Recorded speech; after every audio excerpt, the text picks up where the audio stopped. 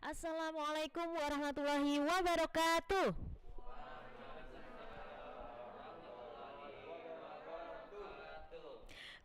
Good afternoon, everyone. Welcome to the fun activities in the classroom workshop. Thank you very much for attending this event.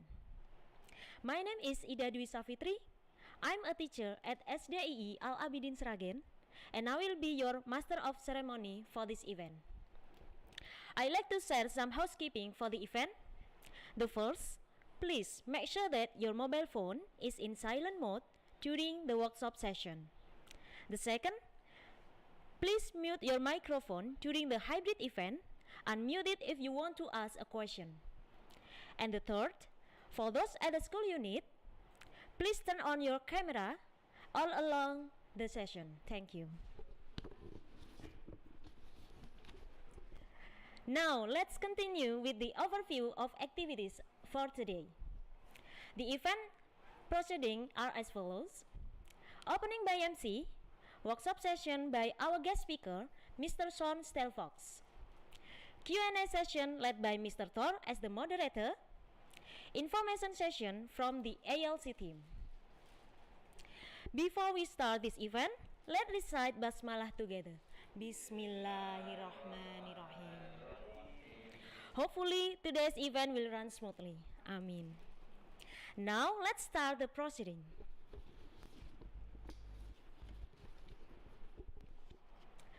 I'd like to call upon the moderator of today's workshop, Mr. Muhammad Torik, or as we usually call him, Mr. Thor.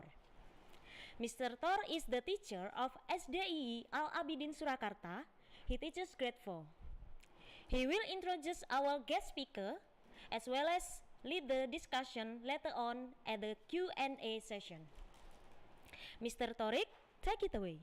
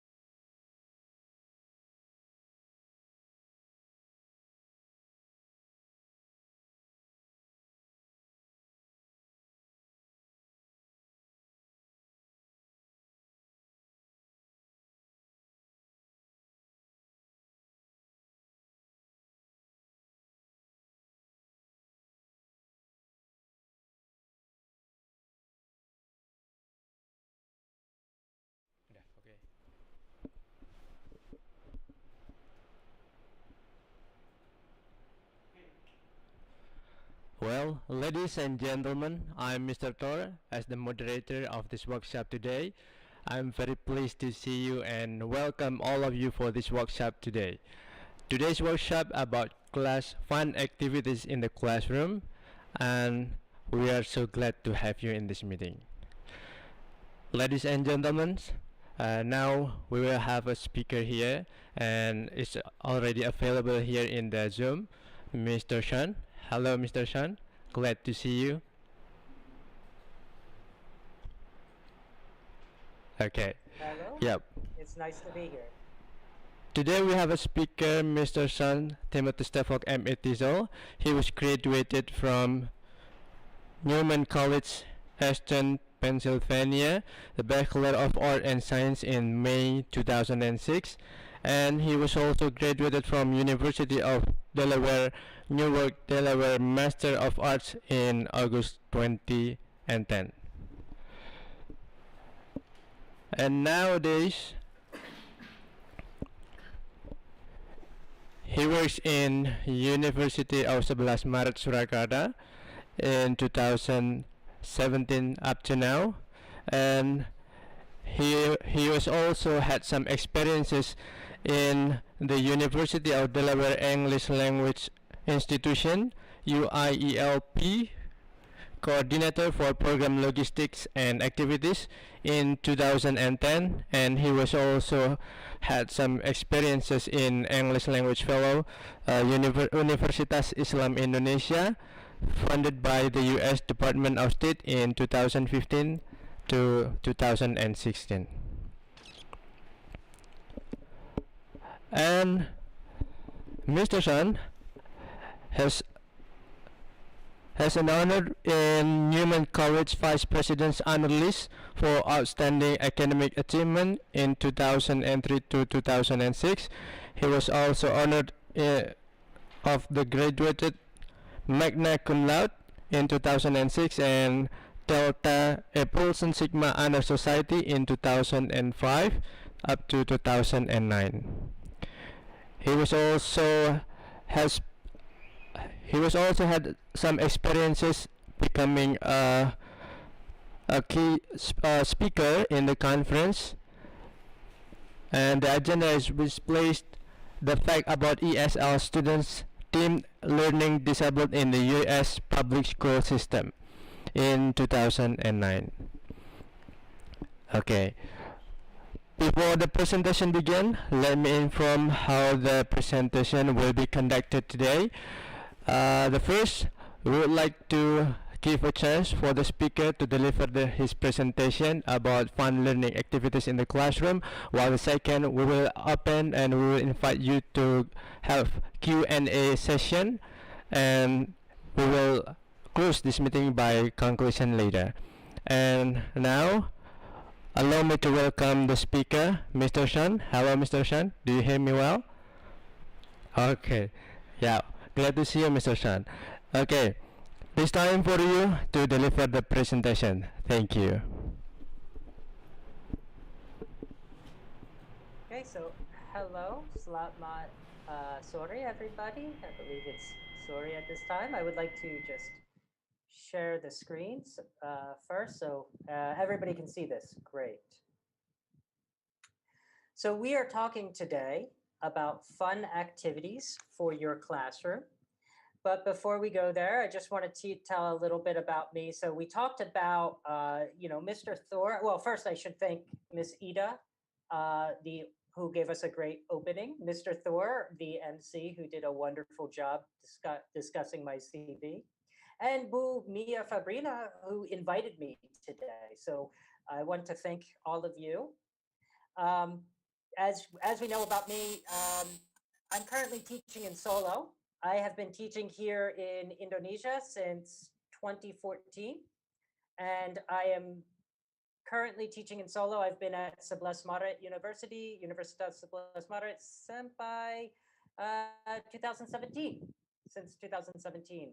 And before that, I was at Universitas Islam Indonesia in Yogyakarta for 2014 to 2017. So what are we going to do today? Well, I want to discuss some activities that we could find that are going to be fun for you to teach your students that are listening, speaking, reading, and writing. I understand that you are either teaching in kindergarten or primary school. So many of these activities will most likely be useful for you to modify as well. So maybe something might seem a little more advanced for your students, but we can talk about how to modify it for the level of your student. If we talk about primary, we're talking about maybe 5 until 10. We're talking kindergarten, we're talking a little bit before that. So I hope that the activities I provide might, even if they seem a little advanced, we can think about ways to make it fit your classroom need. I want to do a little warm up with everybody. And this is an example of an activity that we will talk about later. If you can see me on the camera, I'm going to clap my hands and you can follow along. This is just a fun warm up for us, and I'll talk about why we do this in a second. So we can see the phrase birds eat worms. This is our subject, verb, object. It's a simple sentence. Birds eat worms. I want you to clap each syllable. Birds eat worms. Birds eat worms. Okay, so we have that concept down. Now I'm going to add, as I add more words to this, we're going to keep that same 3 claps. Birds eat worms. The birds eat worms. Birds eat worms. The birds eat worms. Good. Keep clapping. Just keep that rhythm. Bop, bop, bop. So as I keep sliding, just keep clapping. Birds eat worms. The birds eat worms. The birds eat the worms. The birds eat the worms. The birds eat the worms. I'm going to add more phrases here. So birds eat worms. The birds eat worms. The birds eat the worms. The birds will eat the worms. The birds will eat the worms. The birds will eat the worms. Birds eat worms. The birds eat worms. The birds eat the worms. The birds will eat the worms. The birds will have eaten the worms. The birds will have eaten the worms. The birds will have eaten the worms. The birds eat the worms. The birds eat the worms. The birds eat worms. Birds eat worms. So as you can see what we did, so this is an activity called a jazz chant. A little later, I will give you more resources on this. I just wanted to do this as a warm-up to kind of get us all ready to go. And I'll tell you more about this later when I share a web resource on how to get more of these types of jazz chants you could use in your classroom. But let's get into the bulk of today's activity. We want to know as teachers, how can we engage our students in fun activities?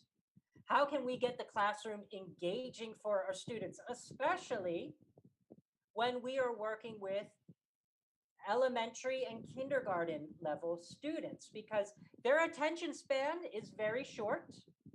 And we need to keep their attention and we need to keep them moving and doing fun things. Well, as we do this, I want to share with you some resources that I personally like to use. The first is the British Council. If you know this resource, that's great. And if you don't know this resource, well, I am happy to share something new with you. So if we go, and I will share this site with you, I will share this PDF with you at the end of the meeting, so don't worry if you miss something.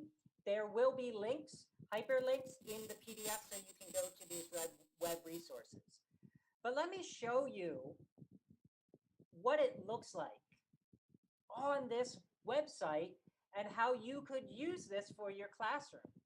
So there's so many features in this website, but the one we will look at today is teaching resources, specifically teaching primary. That is you as primary teachers. So if we click teaching resources, teaching primary, and we scroll down, we can see that it has many options for us to use.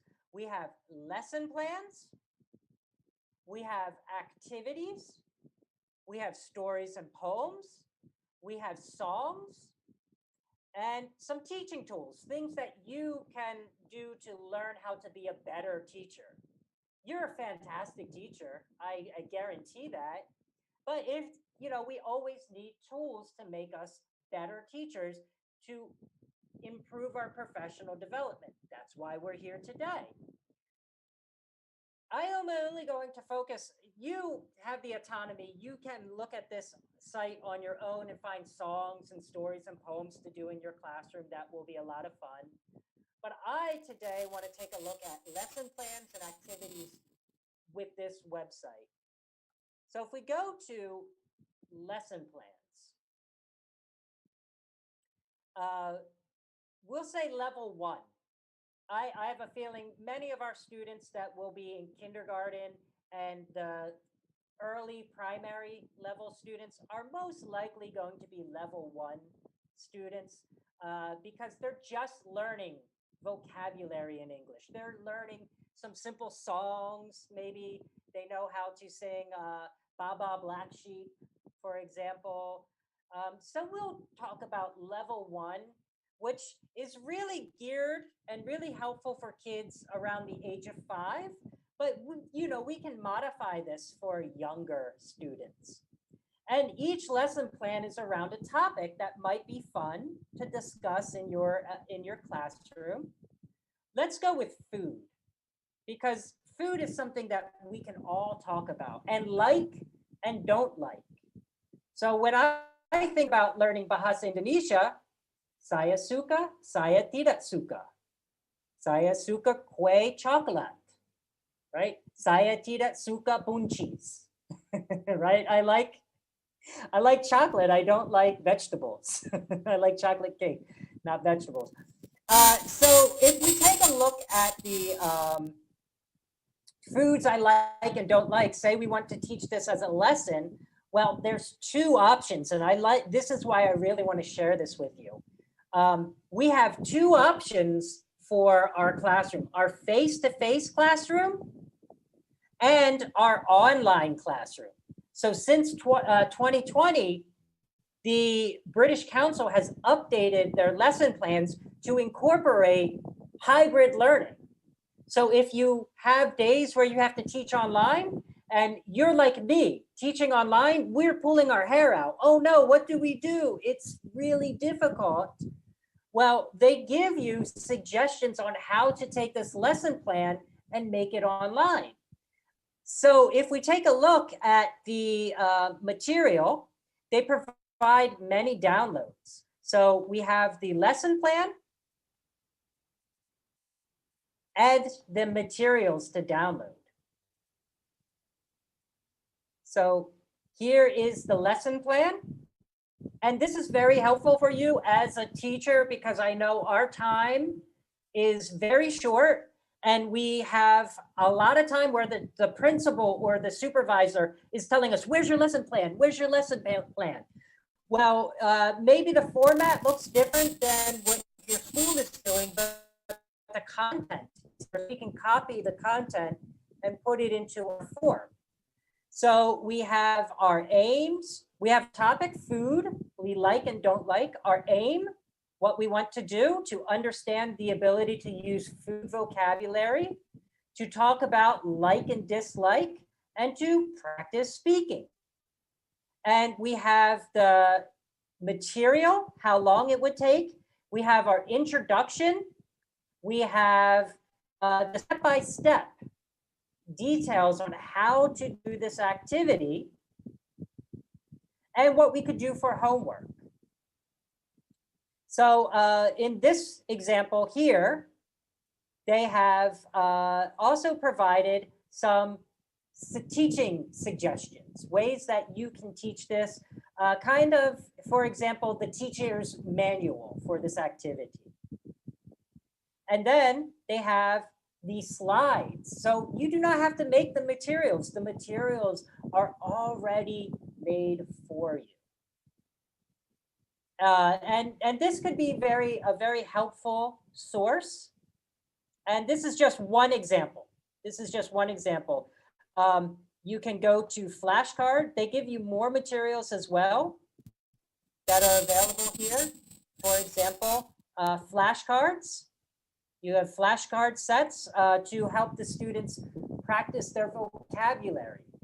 So bread, cheese, pasta, rice, eggs. So you don't have to go into Google Images and find a picture of meat or a picture of a sandwich or a picture of pizza and make your own materials. It's already prepared for you. And they have songs, YouTube video, like a short YouTube video you could play. I'm not going to play the whole thing, but maybe we can look at a sample of it.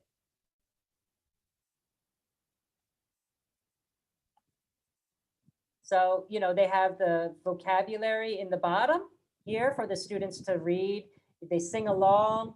We could do classroom karaoke with this, which is always a lot of fun.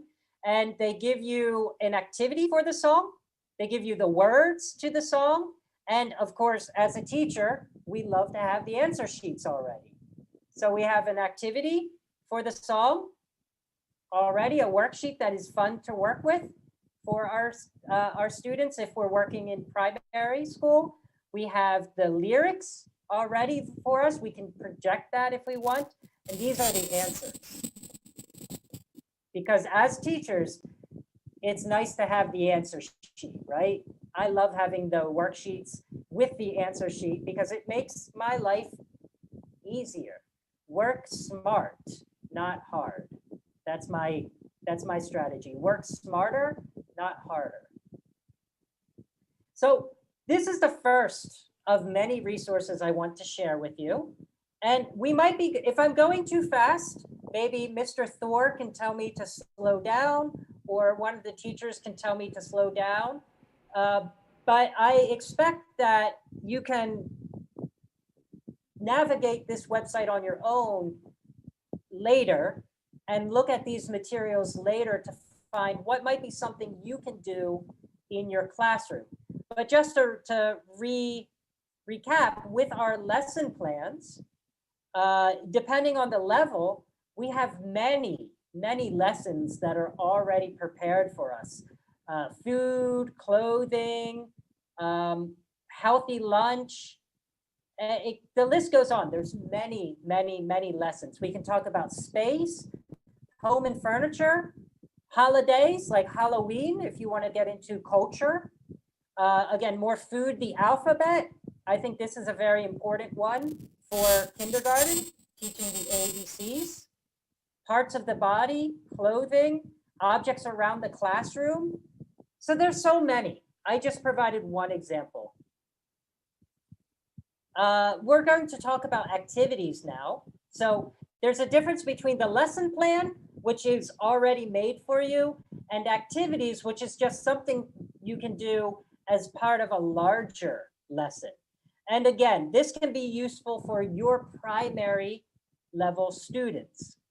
Let's take a look at farm animal. Well, let's see if maybe farm animals might be fun, but let's say the alphabet. Let's take a look at the alphabet because this is something for our kindergarten teachers. I feel like I've talked a lot with the primary teachers, but I want to talk a little bit about the kindergarten teachers as well. So when we're teaching the alphabet, A, B, C, D, E, F, D, it's a little different than A, B, C, right? So we have to teach our students the English alphabet. Same Latin letters, but the pronunciation is a little bit different. You have to read this a little bit more in detail, but these are all activities that you can do. For example, letters and a country, or an animal, the color, or a hobby in the sport. So maybe the letter A, the students have to think of a country or a city, like Ambo begins with A. An animal that begins with A, ant. A color that begins with A, aqua. A hobby or sport that begins with A. I'm having a difficult time thinking of a hobby or sport. Air guitar, right? Air guitar begins with A. B, a city that begins with B, Bandung. An animal, badger. A color, blue. A hobby or sport, basketball. So that's something you can do that might be fun. There's other activities, spelling, name and spelling bees. So this is just quick activities. It's not necessarily providing you with here's another one, drawing dictation, that we will talk about a little bit later. But they give you examples of activities you can do. Not as detailed as the lesson plan, but say you're doing zoo animals and you're trying to think of a fun activity, one activity to add to your lesson about zoo animal, you can take a look here and find different activities that might be fun to do with animals at a zoo. And here they have, some links to flashcards that might be helpful as well, or a YouTube video as well. So the resources are there. The resources are there in our Teaching English from the British Council. That's the first resource I want to share. The second resource, and I'll keep that one in our tab because maybe you have a question later and we can go back to it. The next resource I would like to share is the American English website. So this is from the United States. So while this is from UK, this is from the United States of America. And it has a lot of great resources for you as a teacher. But I want to take a look specifically at US culture, music, and games.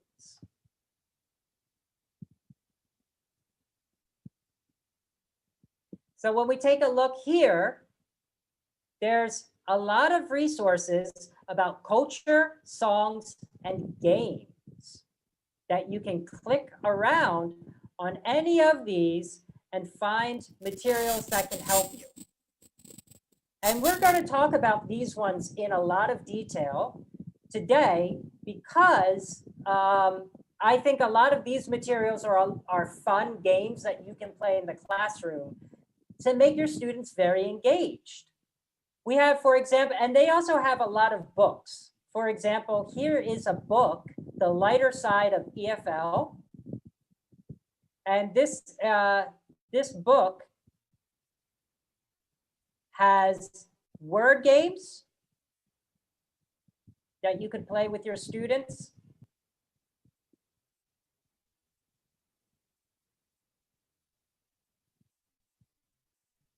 And you can look through this later on your own, but there's a lot of word games. For example, we're talking about animals here. Rearrange this word to spell an animal, P-I-G. C-O-W, cow. Duck, D-U-C-K.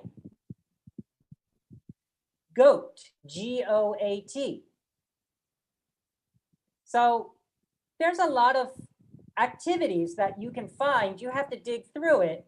But if we go to, I'll show you one material that I really like.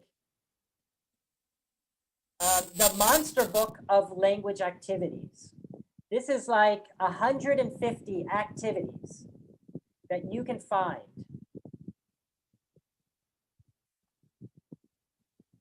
The Monster Book of Activities. There are 150 different activities you can do with your students. And it tells you what level it could be, the skill, listening, speaking, reading, and writing, and the practice, grammar, vocabulary, etc. So I'm not going to go into detail with this one because there's a lot to do, and that's not the main goal of today. I just wanted to share this one. I use this book, The Monster Book of Language Activities, all the time. 150 activities. It's great. It's a great resource. But what I want to talk about is from this source, we have Sing Out Loud, children's songs. Right here, Sing Out Loud, children's songs. So what Sing Out Loud children's songs is it's audio files and lyrics. It's songs that you can play with your students. They give you posters of the song lyrics that you can print and hang in your classroom. And there are many activities that can be useful with the songs. I'll show you an example of what these look like. So here we have the posters.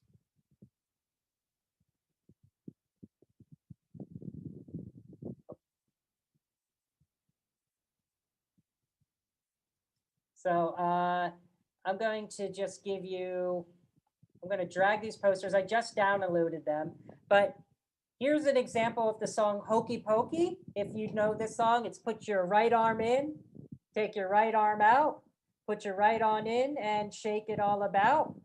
Put your left arm in. It's teaching body parts to kids. Put your left arm out, put your right leg. You can't see my legs. I'm sitting down. But this is a song that you can sing with your students. And the audio is available here as an MP3. And the lyrics are available here as well. There's a zip file with all the lyrics and all the songs. Let me tell you, there are many lyrics and songs. And that's one example of the lyrics that you might find and posters that you could use. Here's another one. I have a son. He is 7 months old right now. And this is a song that my wife and I sing with him all the time. And I think maybe you know it. Head, shoulders, knees, and toes. We're teaching our son English. And this song, at 7 months old, he responds really well to. And so what we can do is print out this poster and just have it around our house for him to just see eyes, ears, mouth, and nose, head, shoulders, knees, and toes. So maybe you want to prepare your class with many posters that you can hang up in your classroom. We have the alphabet song as another example. These are all free posters that are available here that you can download and print and hang in your classroom to make your classroom a little bit more exciting for the students. And you might think, okay, well, we got the songs, we got the lyrics, and some posters, but that's not all we have. No, there's more involved here. We also have activities for you to do with each of the songs that you can do with your students. And we have each song, every single song in here has different activities that can be useful for listening, speaking or singing, reading and writing. Reading and writing activities available for the songs. So these are children's songs, but it's not just about singing the song, it's what else can we do with the song as well. So if we can look through it, as you know, it's 320 pages long, so you would have to read this on your own, but each song has its own activity. I'm going to see if I can skip through a song that might be an example.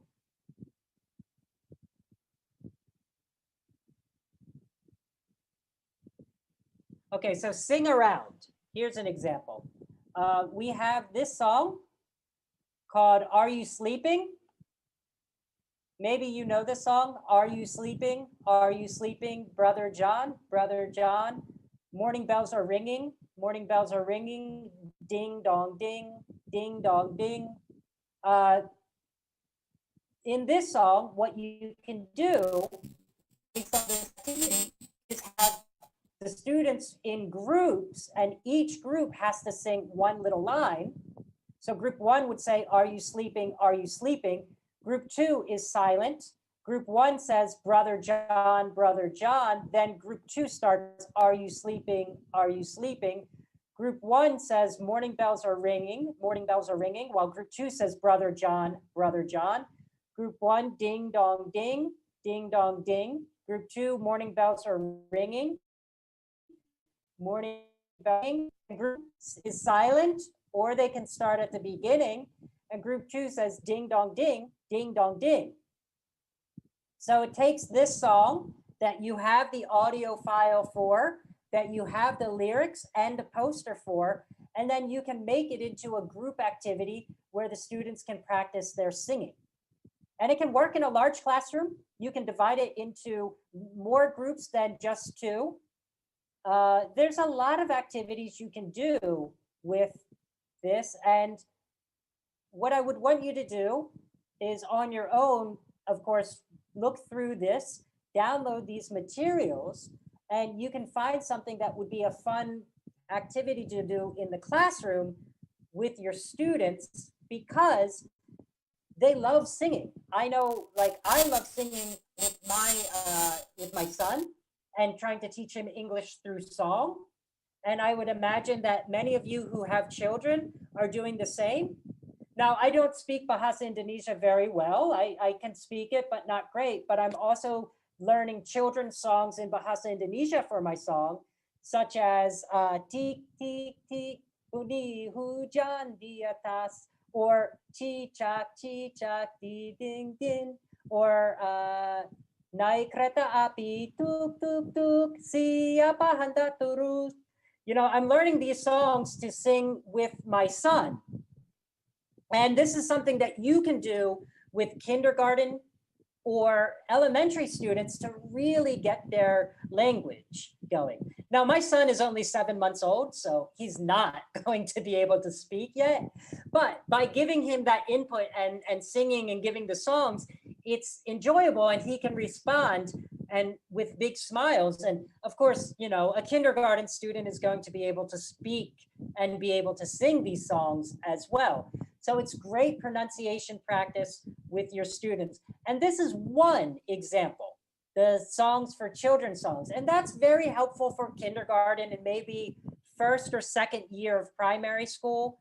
But you might ask yourself, okay, Mr. Sean, what about third, fourth, or fifth year in primary school? What about students who are 8 or 9? They don't need an alphabet. That's baby stuff for them. That's kindergarten. Okay, well, we have traditional American songs as well. So these are a little bit more advanced and better for older students, the traditional songs. So Sing Out Loud traditional songs has the same exact concept as before. You have posters that you can download for your classroom.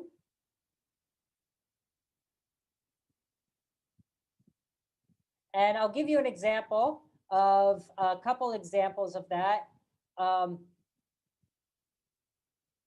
Maybe you know this song. I've been working on the railroad. This is a classic American song. I've been working on the railroad all the live long day. I've been working on the railroad just to pass the time away. Can't you hear the whistle blowing? Rise up early in the morning. Can't you hear the captain shouting? Dinah, blow your horn. Dinah, won't you blow? Dinah, won't you blow? Dinah, won't you blow your horn? It's a lot longer.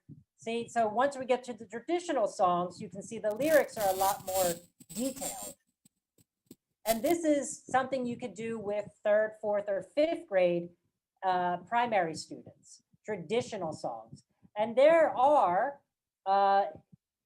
quite a bunch of these traditional songs as well for you to be able to sing. I'm skipping through the table of the content to show you activity that you could do with your students. So we've got 13 songs. And let's see if I can find the one I just provided for you. I've been working on the railroad. Let's see an activity we can do with this.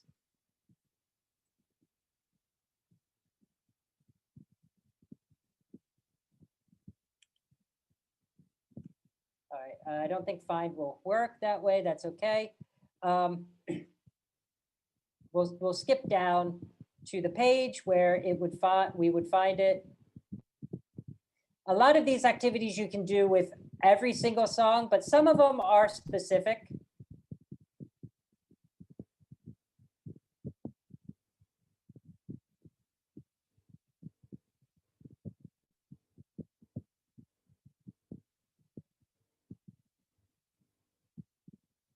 Or maybe, let's see if I can find a better one for you. Okay, here we are. I'd like to ask you about, so you talk about the characters in the song. Who are they? Are they male or female? Are they old or young? You create many questions, a discussion about it. So in this song, who is the person working on the railroad? Do you think they are old or young? Who is the captain? Is the captain a man or a woman? Is the captain old or young? What clothes does the captain wear? Is he wearing, a hat and a scarf? Is he wearing a jacket or a shirt? Who is Dinah? And describe the clothes Dinah is wearing. So we have this outline of a woman, but imagine clothes that Dinah would be wearing. So that is something you can do with the song, is generate a speaking conversation with the students about the telling. There's many other activities you can do with these songs, but we have a combination with the songs of traditional children's songs that are very easy, very basic for your really young students. And for your slightly older students, we have traditional songs. And these are a great way to get the students to practice their language and to get them to learn their pronunciation and build their vocabulary. Now, another fun activity, and this could be done with all ages, is board games, is the Activate games. So this source that I'm going to share with you right now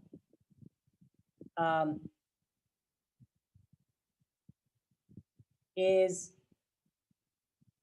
a lot of fun. I think I'm going to change the source that I have here. When we go to Activate board games, you'll see it right here.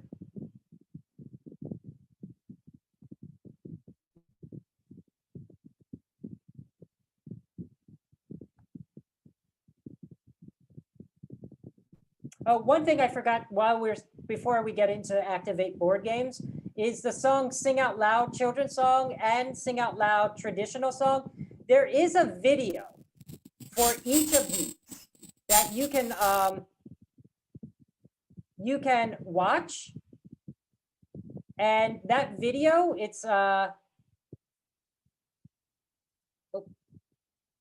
guess it's not going to let me open this video. That's embarrassing. Let's see if it will let me open the video here. No. Okay, so I take it back. Some of the videos will work, and some of the videos are not going to work. So they did have some teaching tip videos. Oh, here we go. So the board game one provides you with a teaching tip video on YouTube. The Sing Out Loud does not. I apologize for that.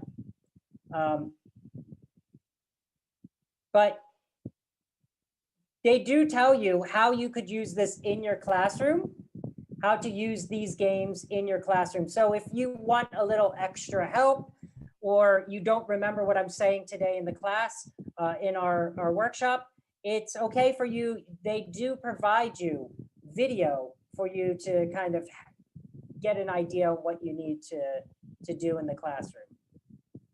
So let's talk about the Activate board game. What is the Activate board game? Well, it's a fun way to practice the language where students practice speaking skills using board games. And there doesn't need to be a lot required for you because many of the board games are done for you already. Here's an example of what a board game might look like, what someone does. So we're talking about activities that people can do in certain environments. So what does someone do in a movie theater? Well, the student could say, Someone at a movie theater can eat popcorn and relax.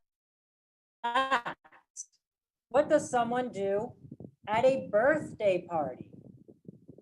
Someone at a birthday party can eat cake and open presents. What can someone do when they are in a forest? Your student could say, they look around at the different plants and animals. So this is one activity you can do in the board game, but there's many examples. Here's one about me. And each activity provides you with, each board game provides you instructions on how to play the game. And then the game itself, which you can print out and have the students use. So about me, I think English class is great. One of my friends knows how to ride a skateboard. Someday, I would like to be a firefighter. I'm afraid of ghosts. I have never been afraid of cockroaches, right? These are all things that students can use if you are doing a unit on introducing yourself. Or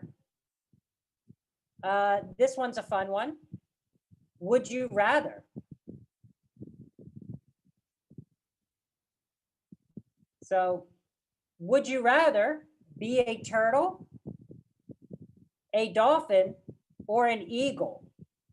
And why? Why? You could say, I would rather be because I swim in the ocean and go anywhere. So this one, these activities that I showed you, these games might be a little advanced for some of your younger learners, but that's okay because the materials they give you here also give you an empty board game where you as the teacher can fill in any information you want. For example, we talk about the alphabet. Each of these pieces could be a different letter on the alphabet. A, B, C, D, E, F, G, all the way to the end of the alphabet. And the student has to either name an animal, maybe a food or a city or a country that begins with the letter of the alphabet. So maybe, for example,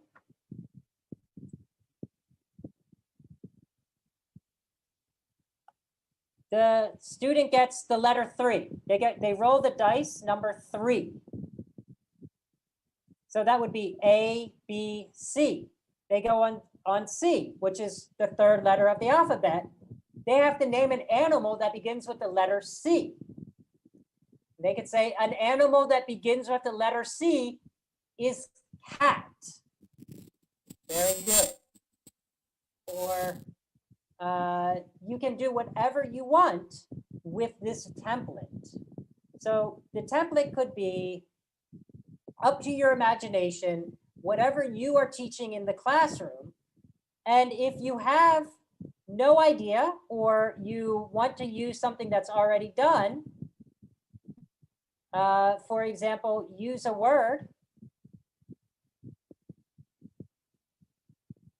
This one's fun because it gives the students one word they have to use in a sentence.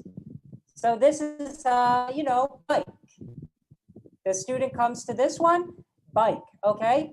Yesterday, I rode my bike with my friends. Or last night. Last night, I saw a movie with my friends. And you could do the same thing, use a word in the blank template, but with the vocabulary you want your students to use. So these words might not be appropriate for your students because you don't teach them the word museum. That's okay. You can create your own board game. And maybe you don't want to create your own board game. You don't want to use these board games. You can have your students make their own board game. So this is an example of some students that have made a board game for me in the past. This group made a, what time is it? So we were teaching the time, and these students made a board game based on the time. So if they go from start and they get 2, they have to tell me what time is 11:45. And they could say, 11:45. That's 11:45. Or describe the work of this person. What does a teacher do? So a teacher goes to class and teaches students how to learn something new. So with the board game, it's a lot of fun, and you get the students to practice their speaking. We talked about jazz chants earlier, so I want to take a break from talking about games and get into jazz chants. If you remember, the birds will have eaten the worms, the birds will have eaten the worms. That was a jazz chant. I did that as a warm-up for us to kind of get us, open for the meeting. But jazz chants are a fun activity. Jazz chants are a fun activity you can get for your students to learn about stress without teaching them what is word stress. So if we remember, I'm going to scroll back real quick to birds eat worms, birds eat worms. And then our last one, the birds will have eaten the worms. All of the claps we're doing are on a word that gets emphasized with word stress. So birds, eat, and worms are all content words that get word stress. If you were if you remember learning English, you remember word stress, stressed and unstressed words. This is an example of syllable timing and stressing. So bird, eat, worms. The, will, have, are past eaten is unstressed, and the are all unstressed. So we do not clap them. They do not get the rhythm. The birds will have eaten the worms. Birds eat worms.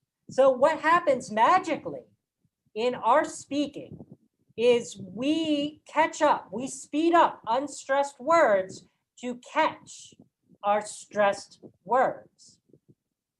And in this example, we are not saying the birds will have eaten the worms. We don't do it that way because it's too much of a mouthful. Naturally, we say the birds will have eaten the worms. The birds will have eaten the worms. And our unstressed words become shorter in pronunciation. Do we need to teach a kindergarten student the theory behind stress and unstress? Do we need to teach a first, second, or even third year primary student about stress and unstress? No, we don't need to teach them the theory. That's linguistics.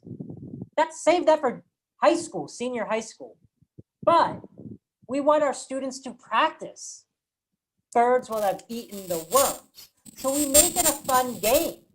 We clap and we sing in order to make it enjoyable for our students. And that's what a jazz chant is as well. For example, here is a jazz chant where we teach them, they're learning stress, but they're also learning irregular verbs. Do we need to teach our students the irregular verbs to memorize and say, here's a list of irregular verbs, memorize these? Not in kindergarten and primary school. Save that for senior high school. What we want to do is introduce the irregular verbs. We want to introduce stress, but make it fun. So they can clap and sing, say, said, stop on red, eat, ate, don't be late, break, broke, have a Coke, take, cook, learn to cook, speak, spoke, tell a joke, write, wrote, get off the boat. So as you can see, I did that, and I see a lot of people in the clusters and stuff clapping along. That's great. Thank you so much. In the American English website, it's slow right now to load, but in this American English website, we have teaching with jazz chants. There is a PDF, and I do believe this one will load. Yes, it will. It's a YouTube video. We're just going to wait for the ad to move. There is a YouTube video by Shirley Thompson, one of the inventors of jazz chants. And it's a presentation, and she teaches you, it's an hour and 18 minutes. So, you might want to skip through it, but she teaches you about the theory of jazz chants and how to use them in the classroom. And you can also just jump through to some example jazz chants. Hi, how are you? Fine, how are you? They give you some examples on how to use jazz chants in the classroom. Do you like it? Yes, I do. Do you like it? Yes, I do. Do you like it? Yes, I do. And then it goes on. Many examples. This is the example of what I did with birds eat worms, but kids play ball. The kids play with the ball. So this is an example. If you want, you can scroll through it and find different example jazz chants you can do with your students in the classroom. Do you like it? Yes, I do. Does he like it? Yes, he does. Does she like it? Yes, she does. Do they like it? No, they don't. No, they don't. No, they don't. I may have did that, but they also teach you. This is teaching students how to, do reductions. But anyway, there's a lot more examples here. What do you wear on your head? A hat. What do you wear on your hands? Gloves. What do you wear on your feet? Socks. Shoes. Socks. Shoes and socks. I know we don't have a whole lot of time today. We have an hour left, and there's a lot more I want to show with you. Today is just giving you an introduction, giving you the resources, and you can search through these to find things that fit your classroom. So we have the jazz chants. There's a wonderful video to watch on the jazz chants. We have our board games, and we have more games. So many more games. Word Bricks is another fun game. Maybe you've done something similar to this in your classroom, but this is a great way to teach students how to put sentences together word by word.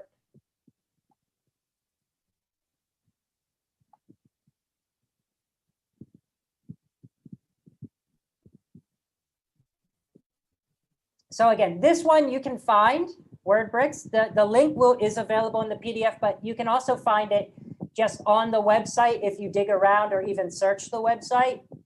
But this game, word bricks, is an example where you get these cards and you can print them out. You can print out these cards, and they all have different verbs.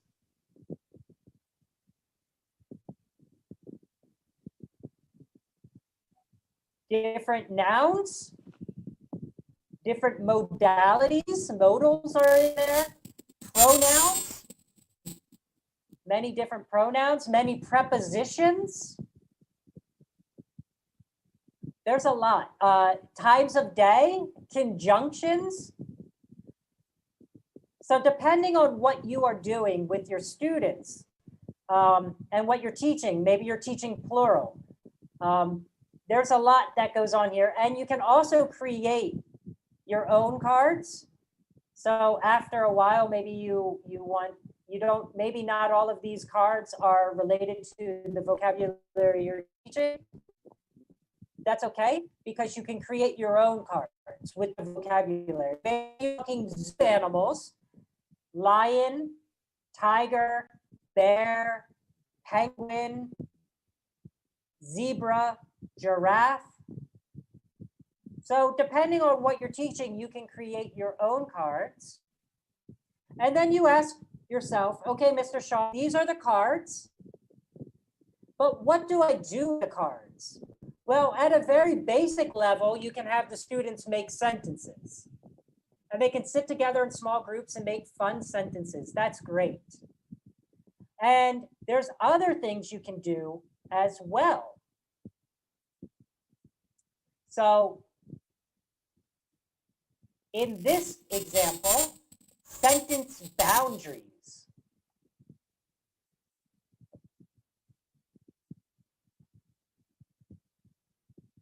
In this example, sentence boundaries, you tell the students they have to make one sentence with exactly 5 words.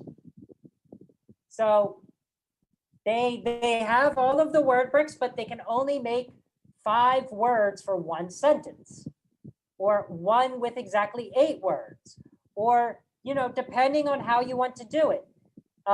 One sentence with 1 adjective and 1 adverb, one sentence with 2 verbs.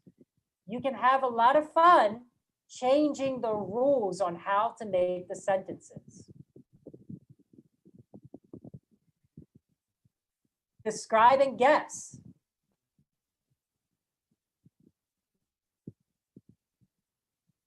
So in this one, you have a small group of 3 to 5. Each group has some of the word bricks, and what they have to do is choose one word brick, and they should not let the other people see what the word brick is, and they have to guess what word they have. So maybe they have pulled a word brick that says penguin, and they have to guess what that word brick is. And the person has to describe that thing. They could say it's an animal. The animal is black and white. The students can say it's a zebra. No, it lives in the cold. It's a penguin. Something like that could be an example on how to use these word bricks. So there's a lot of activities you can do with the word bricks themselves. And that's another fun activity that has a variety of things you can do just based off of one set of cards. And this would be fun to do to teach sentence writing. Guess what is another activity or another game that is also available on American English?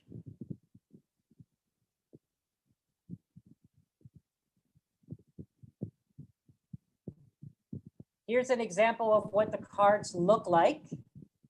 So you have different locations. For example, at a zoo, lions, elephants, monkeys, zebra, cages, bears. Or in a kitchen, refrigerator, plates, stove, food, table, sink. And of course, you can scroll through it, you can see many examples of these cards.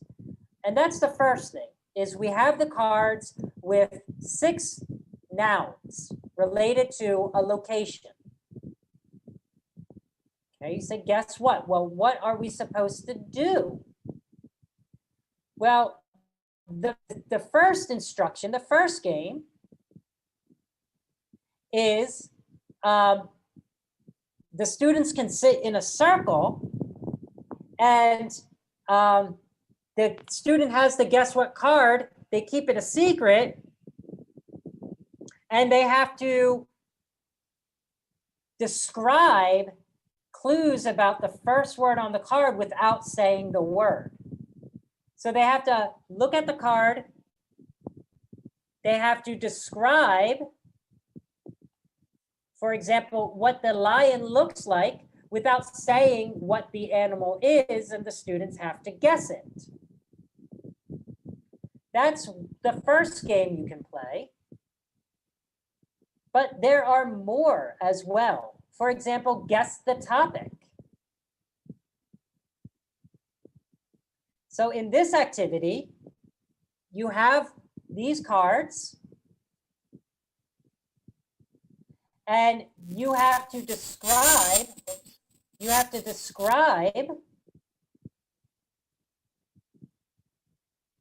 the first word. You have to describe the words and the students have to guess what is the topic. So at the zoo, you have to describe things you would see at the zoo using some of these words, and the students have to guess that the topic is a zoo. Or in the sea, you could say, this place has a lot of water. You can find sharks in the water. They also have boats and fish. The water is made of salt and they have islands all over. What is the place? And the students can say, oh, it's the sea. So that's another fun activity, is the guess what. And there's more activities you can do. There's a variety of activities with guess what. And the last one I'm going to show you from American English. And of course, I've got more, but the last one is picture this. And in this activity,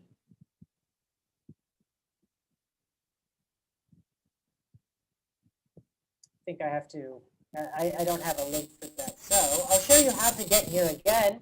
You can remember, you go to American English, we have the sources. Here example is the word bricks. Here's sing out loud. Here's jazz chants. Here is the one we just saw, guess what? And here is picture this. So in picture this, you have a set of pictures and you can play many different games from these pictures. For example, ABCs.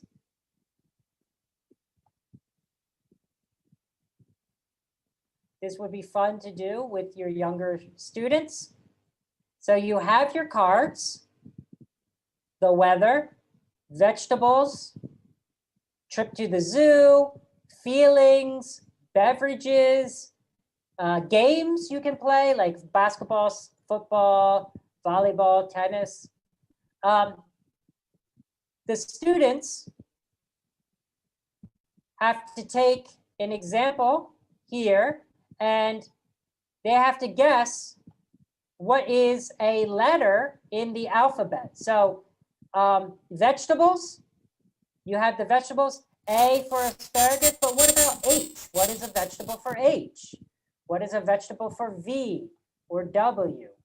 And you can modify this depending on the cards you're doing. That's an example. Mix it, fix it. Using the same cards. you have the players take turns talking about the animals on the card, for example. What animal would you be on the card? But they have to mix the sentence. Animal be which you would. So we have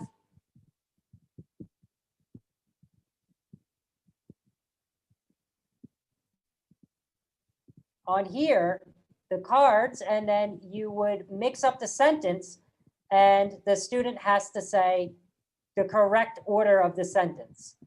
Which animal would you be?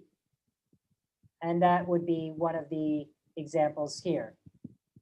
So you can go ahead again, like I said at the beginning, this is just for me to show you the resource. For you to take these resources and apply them to your classroom is up to you, but I hope that they've been helpful. And this is the resources online that are available on the Teaching English and the American English website. The next activities that I have, because we still have plenty of time together, is to talk to you about some activities that I use in the classroom that might not exactly be available on these websites. And you may have played these activities with your students as well. One that I love to play is broken telephone. So here are the rules for broken telephone. You divide the class into 2 lines. So group A as a line and group B as a line. And the students are back to back. And you give the student in the back of the line a sentence or a phrase that they have to whisper to the student in front of them. I'm sure we've all played this game before. And they have to move that sentence to the front of the line, and then that student either has to say the phrase or write the phrase on the whiteboard, and the group that is correct gets a point. So I'm sure maybe you've played broken telephone before. It's a lot of fun. I love to play this game. A similar activity is board race. So in this example, you take your whiteboard and you divide it in half. And you put the group class into 2 groups. Group A has one half of the board. Group B has the other half of the board. And they have to get a task. For example, write a sentence or list adjectives, something as simple as write a verb. And the students have to race to the board from the one end of the room, write the board, and then run back to the room and give the marker to another student who runs to the board and has to write it. Here's an example I like to use with the alphabet. So they have to give a job beginning with the letter, so G. So you would, on your board, write the alphabet A through Z on one half of the board and A through Z on the other half of the board. And the students have to write a job that fills out the letter, and one student per letter, and they have to run back and then run forward. The group that gets it finished first wins as long as they're accurate. So we have G, gardener, P, pilot, B, banker, C, chef, R, rock star, W, right, waiter, and then A, actor, F, firefighter. So they have to pick an occupation, but it doesn't have to be occupation. Maybe you are teaching animals. Maybe you're teaching food. Maybe you're teaching objects in a house. So R could be refrigerator. D could be desk. T could be table. So this is something you can do with your students to teach them writing and vocabulary. And it's fun because they're running and they're moving. And let's be honest, kindergarten and elementary students are full of energy. They need to run around in the classroom. They can't be sitting still for too long because they go crazy. Another game that you can play with your students is 20 questions. I don't know if you've ever played this, but 20 questions. You can think of a famous person, animal, or place. And the students have to take turns asking yes and no questions to figure out what that animal, person, or place is. And if you already teach this game, you can play it in smaller groups. So I'll give you an example with the animal penguin. The first student can ask, is it a person? You as the teacher would say, no, it is not a person. Student B can say, is it an animal? The teacher can say, yes, it is an animal. Student C says, okay, I know it's an animal. I know some animals have fur. So student C asks, does it have fur? The teacher says, no, it does not have fur. Student D can say, does it live in Europe? Teacher knows that, well, a penguin does not live in Europe. So the teacher can say, no, it does not live in Europe.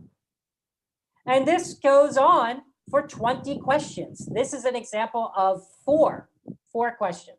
So the students would start to use their thinking to say, okay, I know it's not a person, I know it's an animal, it doesn't have fur, doesn't live in Europe. Maybe they can say, does it have feathers? Yes, it does have feathers. So then the students know it's a bird. Then they can ask about the color. They can ask about different features. And that would be 20 questions. Another example that I like to use in class is drawing dictation, drawing instructions. So I think I want to do this one. I want to show you how to do this one. I know we're running low on time, so you'll get the example in the PDF. But what you would do is read some instructions to your students about a drawing. So they have a blank piece of paper. The students would have a blank piece of paper in front of them, and you would instruct them on how to draw a picture using objects. Here's an example. So this one's maybe a little more advanced, but you could start with simpler for your students. But draw a small circle about 1.5 centimeters across in the middle of your paper. Start at the bottom of the circle, draw a straight line down about 2.5 centimeters long. At the bottom of the line, draw an upside down V. At the point in the middle of the V should touch the bottom of the line. So you could give them this instruction and you would continue describing this. And this would be the picture that they would end up drawing. Here's the start of the picture, just so you can see. We have the circle, the line, the upside down V, our circle, our line, our upside down V. And if we were to continue this direction, you would be able to draw a dog. If you go to the teaching resources, they do have in the activities page a couple more examples on how to do this. I remember seeing it in the activities page. So that's always a fun thing to take a look at, is drawing dictation. And you can Google it to find more examples, or you can create your own examples to get the students how to draw something. Another fun thing to do that gets your students moving around is to create a play in your classroom. So this can be as complicated and as simple as you would like. But you create a situation and a role for the student to act out, and you put the students in small groups and they have to act in their roles. So here is an example. I would use this with a high school class, but you could change this for your elementary students. But you are trying to sleep and a large group of students, teenagers, are playing music in front of your house and they're loud. You ask them to move somewhere else. So that's the first student, they're trying to sleep. Student B is the high school student. They are with their friends nongkronging on a Saturday night, and they're listening and talking to music, and somebody tells them to be quiet, but they don't want to move. And student C is with their friend, and your friend doesn't want to move, but you want to move. So what you do is you give the three students different roles, and they have to create a play. And this can be made complicated or very simple. Maybe you could make it for your elementary students. Student A is working at Indomart. Student B is wanting to buy some candy from Indomart, but doesn't have enough money. And student C is behind the person and has some money, and maybe they want to offer to buy the candy for student B. So you can make it a little simple for your primary level student as well. And this can be related to your lesson. Maybe you're teaching zoo animals. Student A is a zookeeper, and student B and C are lions.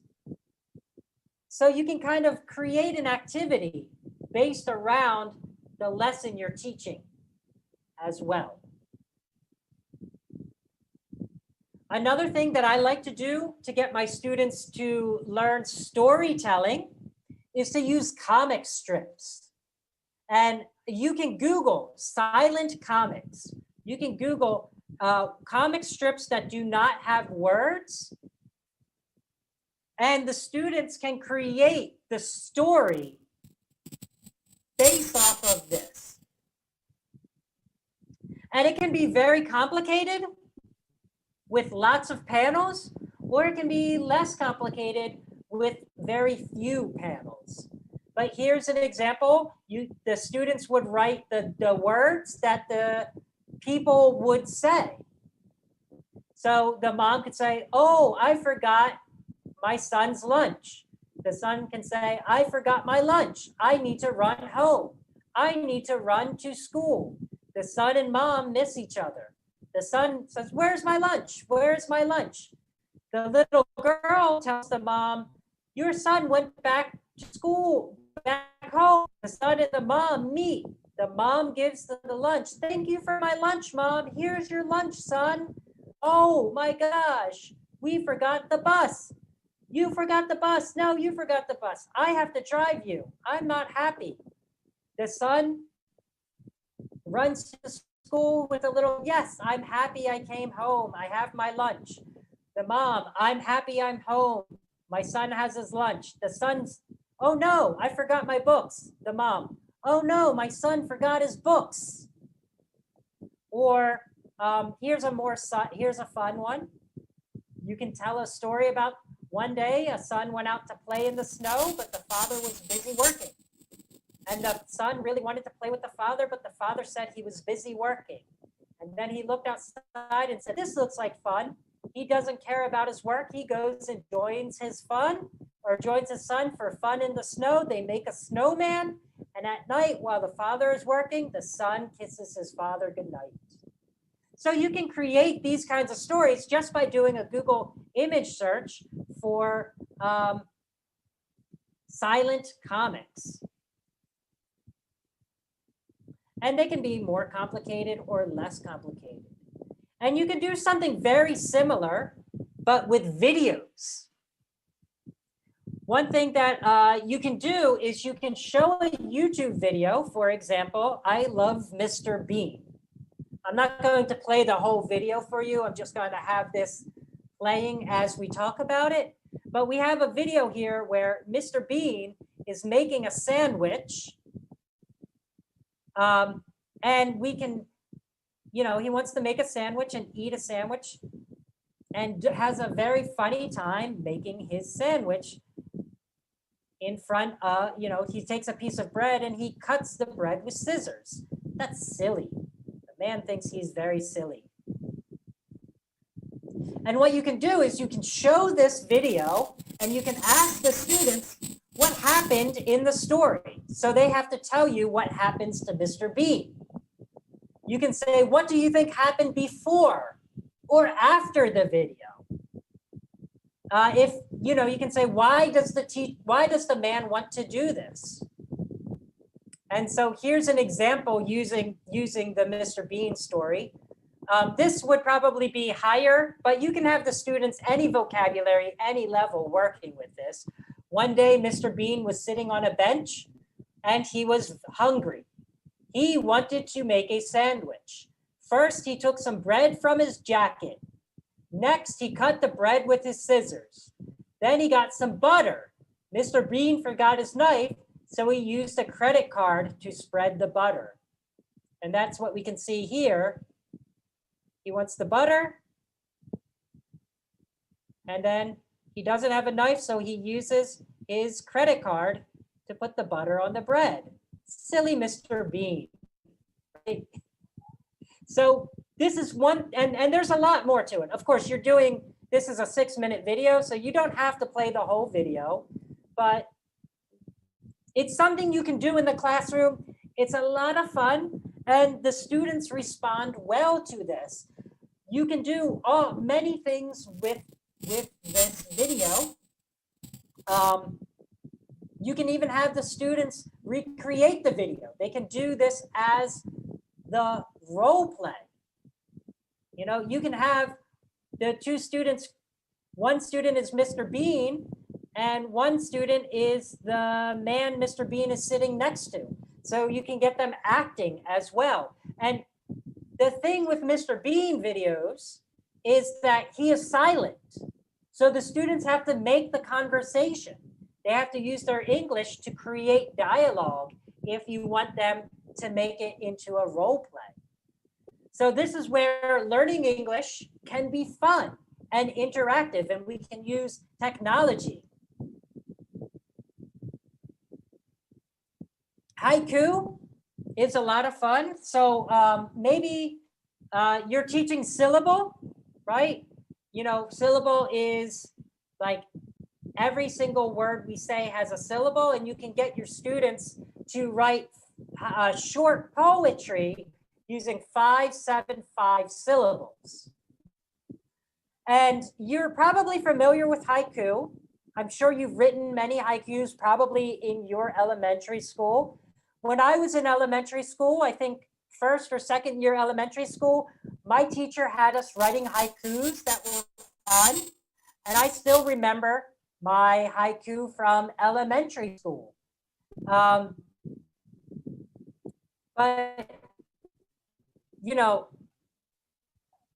this is an example of a really haiku. Cherry blossoms bloom, softly falling from the tree, explode into night. So if you remember, I said 5, 7, 5, 5, 7, 5 syllable. We're going to count this 5, 7, 5. Cherry blossoms bloom, 5 syllables. Softly falling from the tree. Softly falling from the tree. 7. Explode into night. 5. That's how 5 and 5 works. And the students do not have to create long, deep haiku. They can have fun haikus. My name is Mr. Sean. That's 5. I like to teach English and math. Will you learn with me? That's a haiku I just created, and it's simple. My name is Mr. Sean. I like to teach English and math. Will you learn with me? So the students can kind of create their own haiku, maybe about themselves or about animals. You can give them the task to write a haiku about their favorite animal, about their favorite food, about anything, really. The rule is 5 syllable, 7 syllable for the second line, 5 syllable for the last line.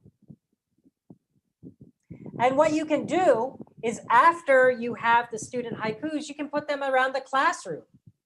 That would be a lot of fun. And they can read their haikus to each other in a poetry corner. I think the last thing I want to talk about, because I know we're almost out of time, is picture stories. So just like the Mr. Bean video, you can have your students, you can show your students a picture and you can have the students create a story about the picture. An example here, this is a picture that I found on the internet. It's a man playing guitar and singing, and there's a woman looking back at him, people walking in an alleyway. It's a street performer. The students could create a story based off of this.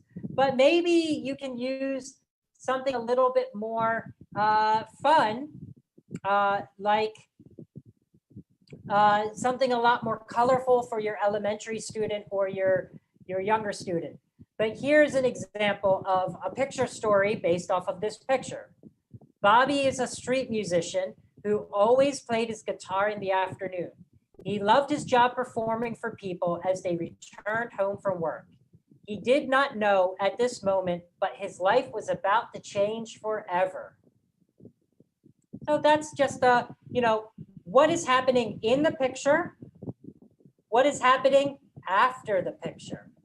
But you can, just Google fun pictures. And any of these pictures, right here, you could have the students take this picture, for example, and they could write about this, or this picture right here. They could write a story about the kids on a roller coaster. So I know the picture that I used for an example might be a little more advanced, but you can make it a fun picture for your classroom. The same rules would apply. You ask your students what is going on in the picture,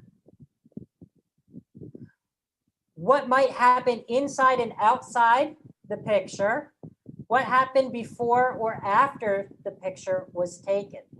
And so the students have this picture and they can talk about the friends that are going to an amusement park like Transmart or whatever the Disneyland for the day, and you can have a fun experience. And so that would be picture stories. And I realize it is 12:30. I believe Mr. Thor would like me to probably start some questions that some of the teachers might have. So I'm happy to move into questions. Is that okay? Thank you so much. Yeah. Thank you for delivering your interesting topic and informative topics for this day. And we do really believe some of the teachers here would like to some questions, and we would like to open 2 questions for the first session. And for the first question, we would like to offer to someone's inside of this room. Anybody want to ask something to the Mr. Sun? To Mr. Sun?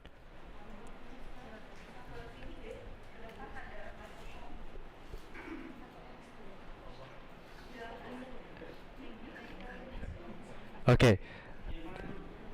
In this room, Mister. Yes, in this room. Okay.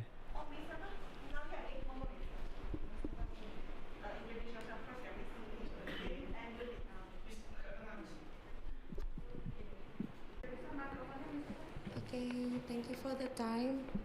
Hi, Mr.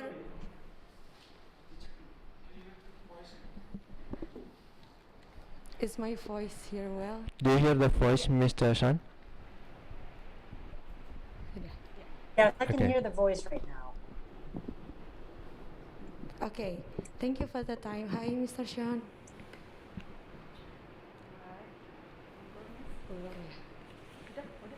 Okay, nice to meet you, Mr. Sean. Let me introduce you. My name is Miss Alia. I'm responsible for being a kindergarten teacher here. So before asking, I will say thank you so much about your presentation because I feel this is what we really need. So thank you so much. And okay, for the question, it's related to a kindergarten. The first question is my one of my method in teaching my children for conveying the vocabularies. For example, in that day, I have to teach my children about the fruits. So I will teach them. I will hold an apple and say to them, "This is an apple," and then I translated it in Indonesian. Ini apel, like that. So, and I used to, repeat it in several times in a one conversation. So, what do you think? Is that really effective for me to keep that way of teaching in my class? And secondly, I would like to ask your opinion. In your opinion, what is the right or wise mindset for a kindergarten teacher to that we have to own?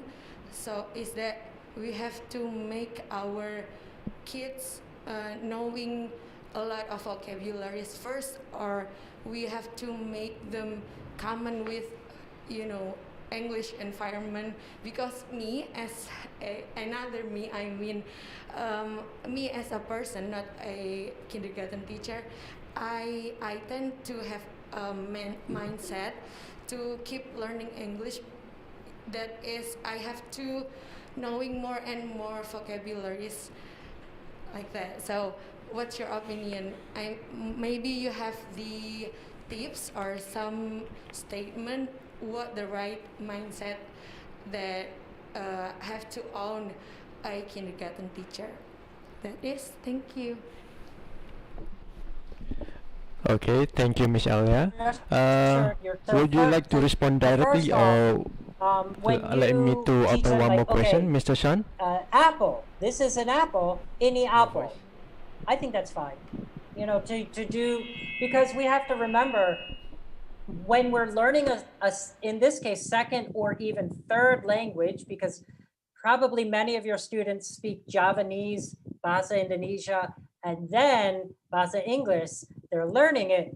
You have to build off of their first language or their second language. So it's okay to build off of Bahasa Indonesia to give them input for vocabulary.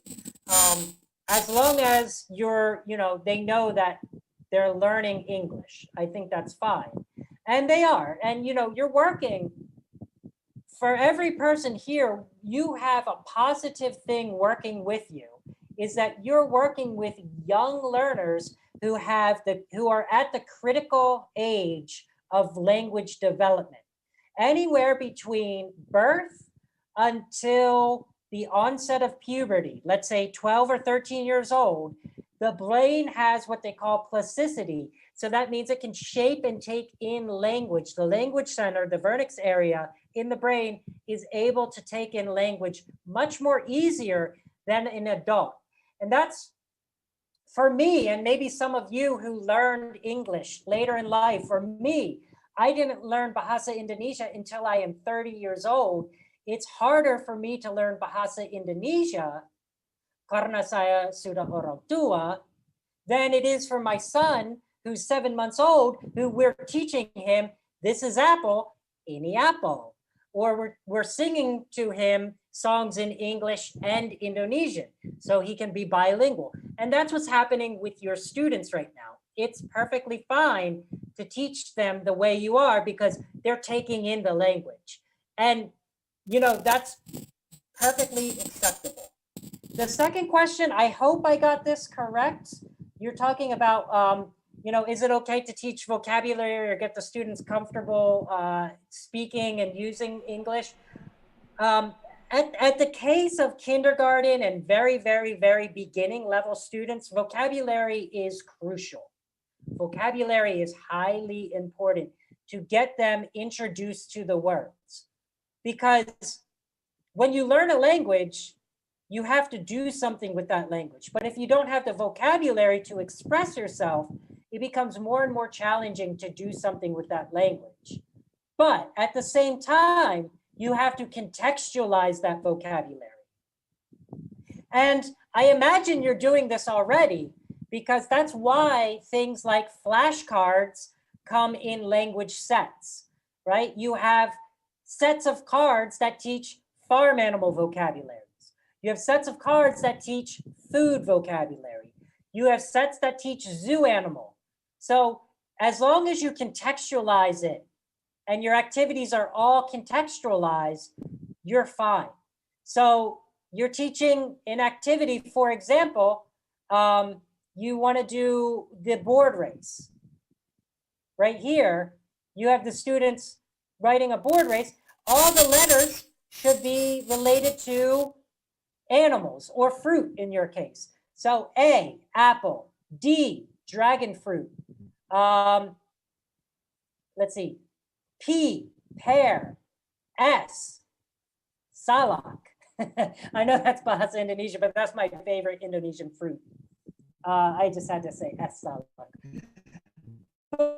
But that's the important thing, that as long as you teach vocabulary and you continue to teach it in context, I think you're doing the right thing. But you also want the learning experience to be comfortable and enjoyable for the students as well. So that's where you make the vocabulary building fun by turning it into games or songs, or getting the students, you know, to practice. And if they're using a little Bahasa Indonesia, especially young learners, kindergarten, first, second, third, primary, tidak apa-apa karena mereka muda. It's easier that way too. Lebih mudah to teach that way, to translate.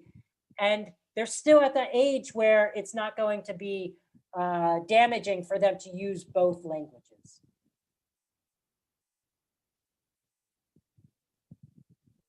Conclude that we are okay that we want to teach to our young learners to in bilingual language, yeah, Mr. San, and also and vocabulary enrichment is really important for young learners. Okay, thank you so much, Mr. San. And now we would like to open for the second question for everyone. They are already in the Zoom meeting. You can raise your hand. Oh, Miss Endah Aprilia, you want to ask something? Excuse me, Mr. Torik, I can hear your voice.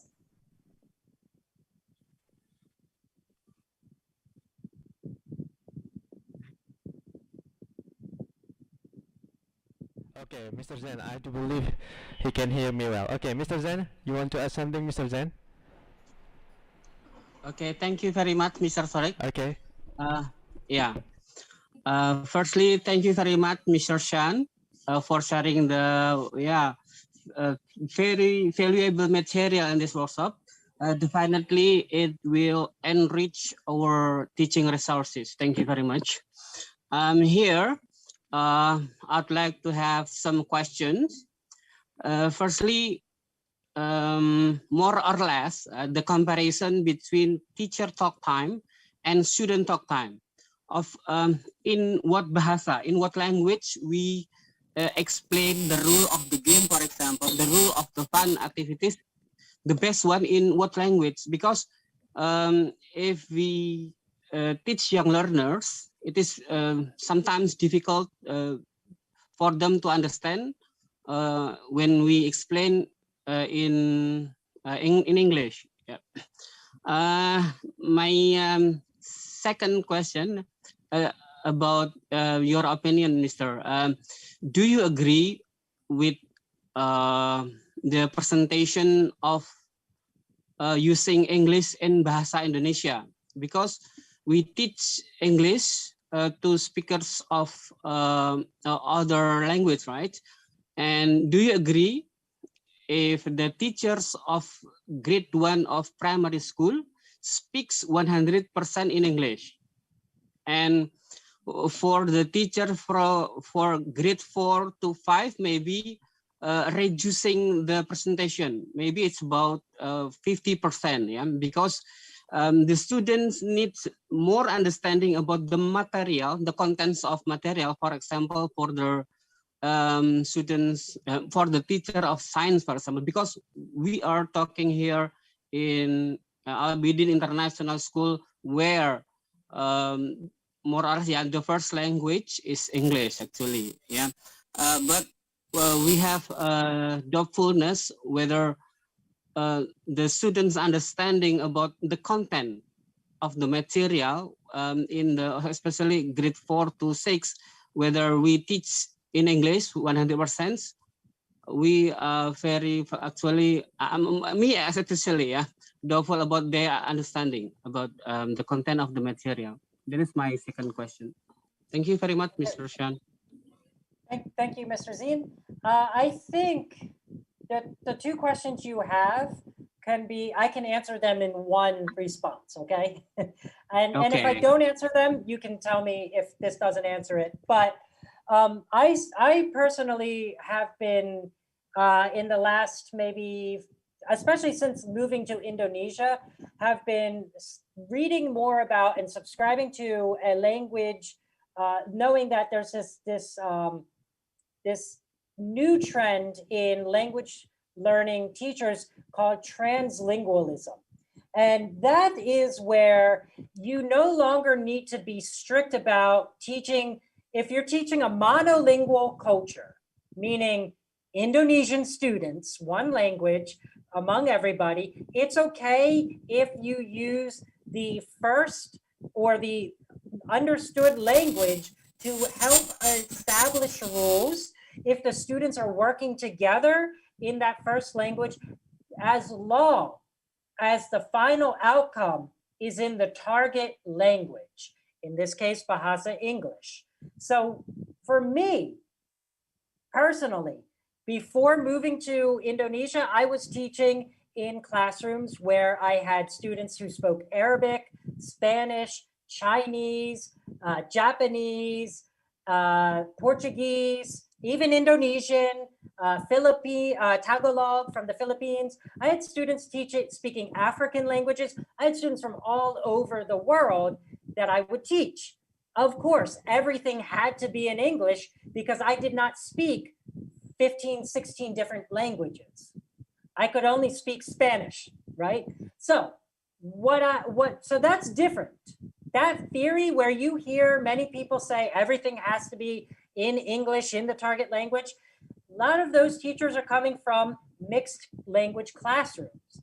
But in a monolingual classroom, such as an Indonesian classroom, where you yourself are also a speaker of that language, I think it's perfectly fine to set up rules or to do the little things to make sure the students understand what they're supposed to do, as long as the final product is in Bahasa English, as long as they're being able to practice and use English appropriately, that's okay. Especially, Mr. Zine, for your students who are in primary or kindergarten and they're very young and they don't have the vocabulary built yet to be comfortable enough to know the rules. You know, for example, we play one of these games, picture this ABC, and we read this instruction, are you going to tell them, decide if you will complete this activity as a whole or in a small group? No, you can say, okay, sekarang kami main, tapi group kecil. You know, you could tell them that. Get into your small groups. That would be okay. And and I apologize for my broken Bahasa Indonesia for that example. But I think it's okay for you to translate it that way. Now, you brought up another good point, and this is the last thing I want to say about it. You teach, it sounds like at an international school where everything has to be in English. I can't tell you to change the rules or get you in trouble with your supervisors for that. I can't change the rules of your school or their policies, but I can say, look more into the theory of translingualism, because I believe some of these researchers are saying that it's not detrimental to young learners as long as the final product will continue to be in English. But if the little things are, it just makes the classroom go smoother, that's fine. Tidak apa-apa. Did that answer your question? Both of them. That's okay. Thank you very much. Bye. No problem. Thank you for the question. Okay, thank you, Mr. Shan. Okay, so it doesn't matter if you teach English and bilingual. Okay, for the second session, we will have 2 more questions, and I would like to give the first question for this room. Anybody want to ask something?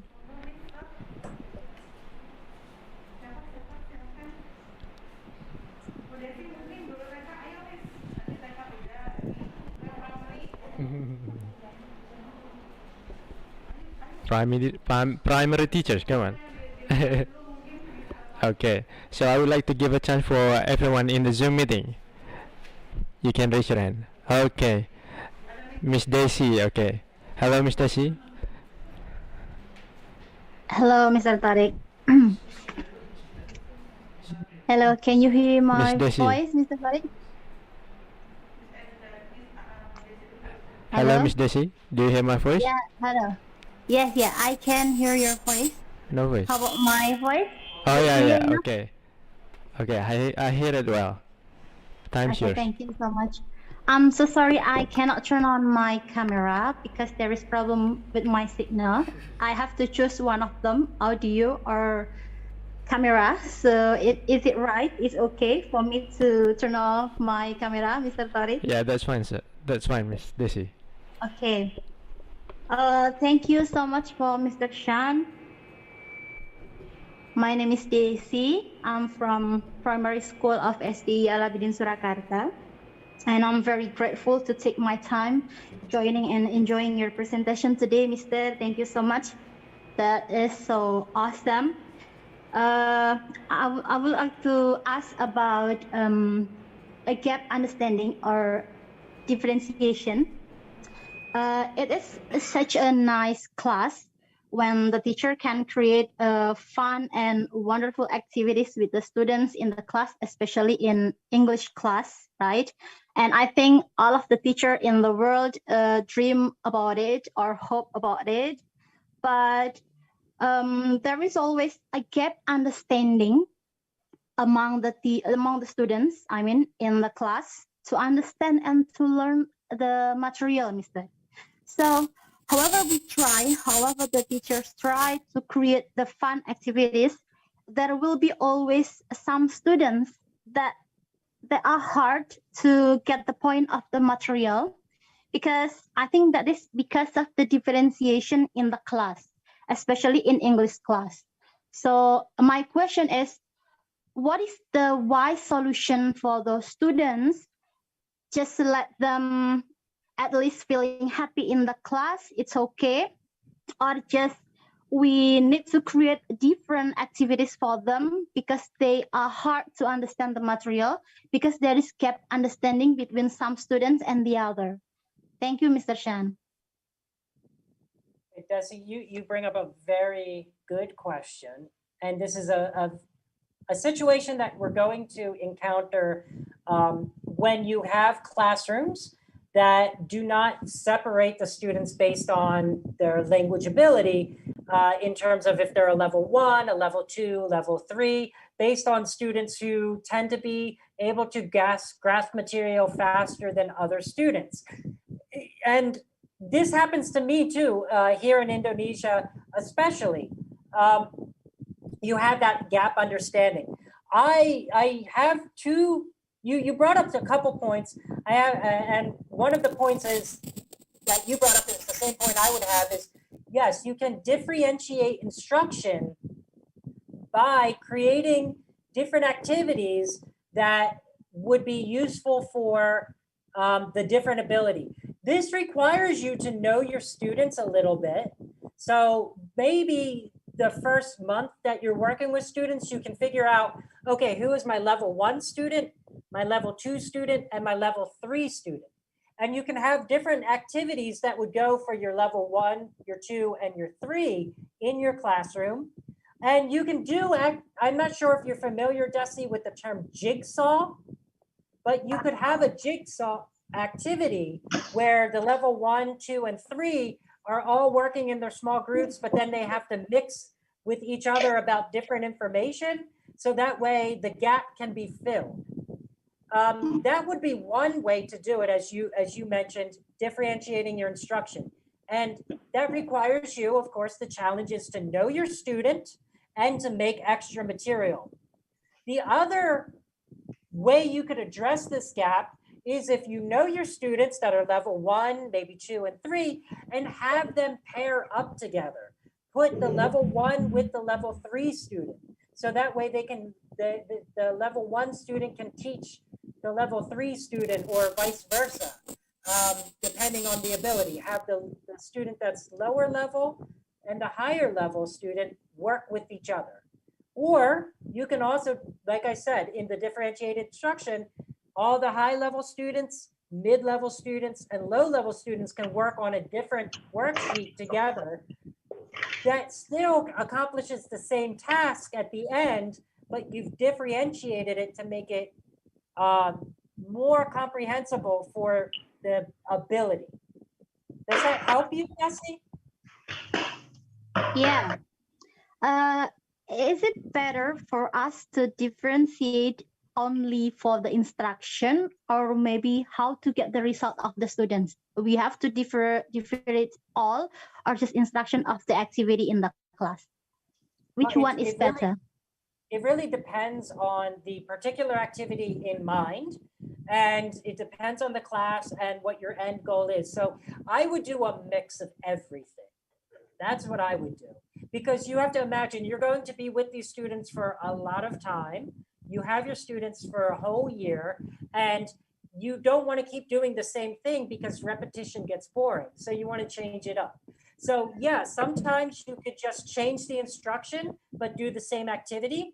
Sometimes you can have the students each doing different activities that have their own different end.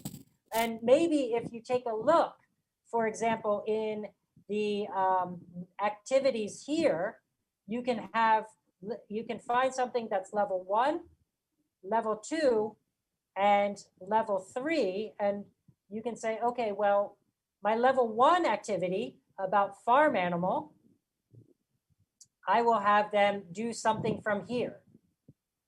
And my level 2, I have to find the farm animal, but you could find something here about, you know, I haven't prepared this, so I'm trying to find the same, I have to dig through it, but you could find something that would match the farm animal.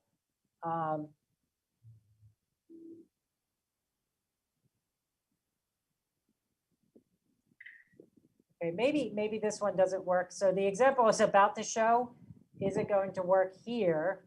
Because I imagine they're not doing it there. But the point would be, maybe you can take a different example for our level 1, level 2, level 3, that's all about the same topic, but they have different activities to do in the classroom. I'm sorry that I hadn't looked in advance, so I thought that it would have that, but it doesn't. But with that in mind, you can always change the activities on the same topic You can have the same activity, different rules. You can do different pairings of all the same students that are of the same ability, or pairing the higher level student with the lower level students. It really depends. And I would do many things and change it up constantly to make it fresh for your students. Does that help, Desi? Okay, thank you so much. You're welcome. Thank you, Mr. San and Mr. Jesse. So I can take from these questions. Differentiation is really useful to teach the classroom, and having the student put together in the same level makes teaching and learning run smoothly. Thank you, Ms. Desi.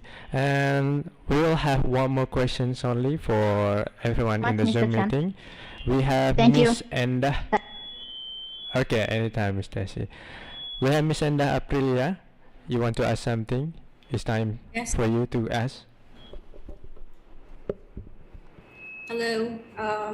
Good afternoon, Mr. Sun. Yeah, I'm Miss Enda Aprilia. I'm an English teacher in primary ICT school. So every day we learn English from PDF textbook, and each student use computer in daily teaching learning process. Well, my question is how to make my students stand still when they have to listen to my explanation, or when they have to listen the example of a practical question from us as the teacher. Because one of the weakness of the student for grade 1, 2, and 3 are they cannot stand still in the same position, or maybe we talk for 5 minutes, then they ask each other. We talk again 5 minutes, then they ask each other, or maybe just moving their hands or just moving their bodies like this. So we have tried to provide the fun worksheet or material, but they still do something like that. So sometimes we also invite them to do something like clap your hands one, like this, clap one, then they will have focus again and again, but we have to repeat more than 5 times or 10 times when we teach them. So would you please try to share how to create maybe more fun activities in the classroom so they can stand still? And thank you so much for the various resources. I love it. I love British Council and American English, but sometimes I also find difficult to its payment, because in dollars. Because we need professional materials, we have to make account, then we have to pay for some materials that we want to download or that we want to open. Thank you, Mr. San. Okay, hello. And so let me get this right. The British Council and Yes. American English, these are all entirely free. Oh yes, I mean British Council. Oh, when yeah. yes. Yeah, I got it.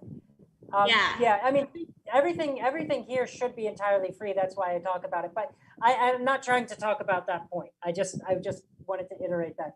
Your main point is, how do you get these crazy students who want to stand around and move and burn their energy to stand Yes. still? And I do like that thing, clap your. Oh yeah. We do the same. I do the same thing with my adult students at Subless but that's beside the point. One thing that I would recommend you do, and it sounds like you're already kind of doing this, but is think about your lesson plan itself. Okay, so I'm showing, I'm showing this as the example, but we're not going to look at this particular lesson plan. But think about the outline of the lesson plan. When we take a look at a lesson plan example,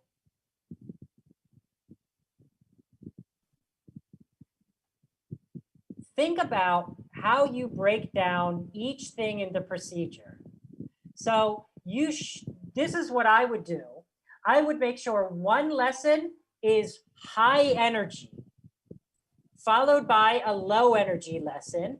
And then number 3, maybe something high energy, followed by low energy. So that way the students have a chance to kind of burn, what I would call shake their sillies out, right? They can shake their sillies out, go crazy, and then they're ready to learn. So maybe I would do an activity like a board race. The one that I showed here, where they have to run around the room, or the broken telephone where they have to be, they're standing up, they're in a line, they're moving, they're not sitting at their desk. I apologize in advance. I do not know what COVID-19 policies are like now in your schools. I don't know if you are still isolating in small units or if the students are allowed to move around and interact with each other. But what I would do is an activity like drawing dictation, where they have to sit still and listen to instruction. I would do that after doing an activity like a board race, or even one of these songs, right? Singing out loud would be something fun to do that gets the students standing up and singing and getting their energy out, and then follow that with a rule, or listen to your teacher talk for 5 minutes about something before they move on to the next activity. And then get them moving around again, and then get them to sit down. And does that make sense, to kind of psychologically place high energy and low energy in a strategic order?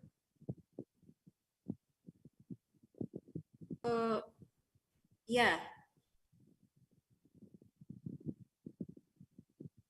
Okay, and thank you for that question. I do hope that answered what you were looking for. Yes.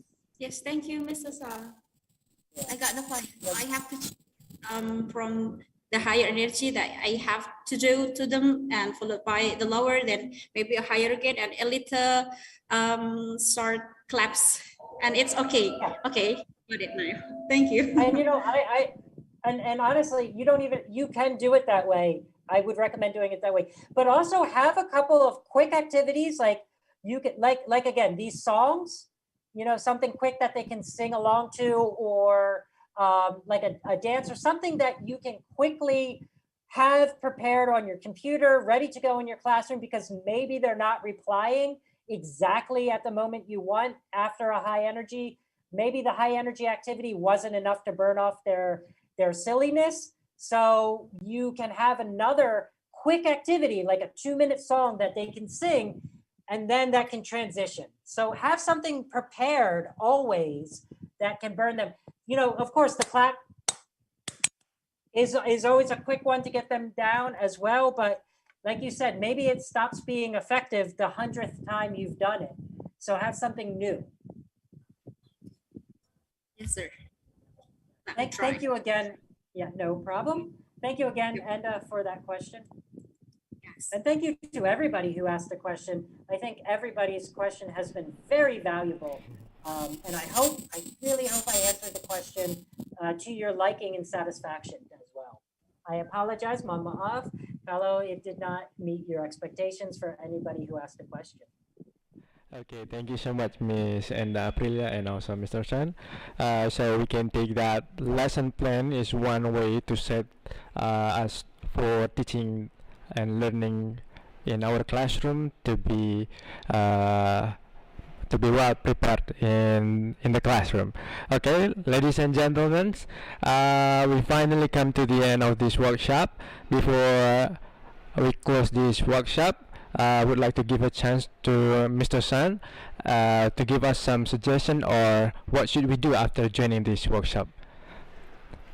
Okay, well, thank you. First off, you can check the chat. I've already uploaded, if you haven't seen it already, I've uploaded the PDF handout of this presentation. So you have the PowerPoint, you have the PDF, you have the links there. Each link, each resource is a hyperlink, so you can click it and find it. My suggestion for you is Search these resources. Find what works for your classroom. You will have to modify things because your curriculum is already planned for you. What you have to do in the class is already planned for you. In the case of some of you, you already have textbook PDFs that you're working with, and that's fantastic. Maybe some of these things are just going to be a helpful activity you do once or twice in the classroom, but my suggestion is to look at the websites, even if you already know them, look in more depth because they've updated things. For example, the British Council website now has plans for online teaching and face-to-face learning. So using that to your knowledge, what's face-to-face, what's online, can be very helpful to give you ideas what to do maybe when you have to teach online again, or what you can do now that you're teaching face-to-face. That's my suggestion. Dig deeper into the resources that I've given you. Think of it this way. I've planted the seeds, but the seeds cannot grow without water and sunlight. You are the water, you are the sunlight. Let that plant of knowledge grow and develop. That's up to you. So thank you again for today. And I am sorry if this presentation did not meet your expectations. And I apologize if I did not answer your questions to your liking, or if you had a question and you could not answer it, I apologize for that as well. Terima kasih, matur nuwun. Have a good afternoon, everybody. Okay, we would like to thank to the Mr. Sun Stelvik, Mr. Sun Timothy Stelvik MATSL as the speaker of this workshop today, and all the participants for the very active participation. Let us give applause for all of us. Okay. Thank you so much, Mr. Sun. We do really hope one day we can meet you in one room directly, not in virtually. Okay, thank you so much, Mr. Sun.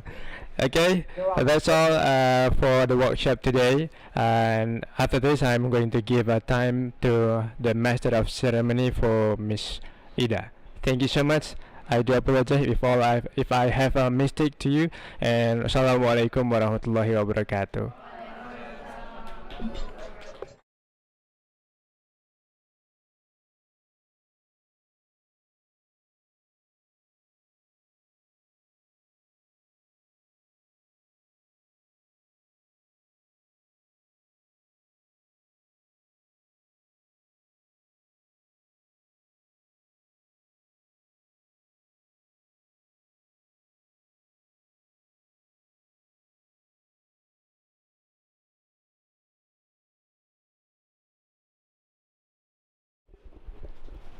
Thank you very much, Sean, for the amazing ideas and such informative materials.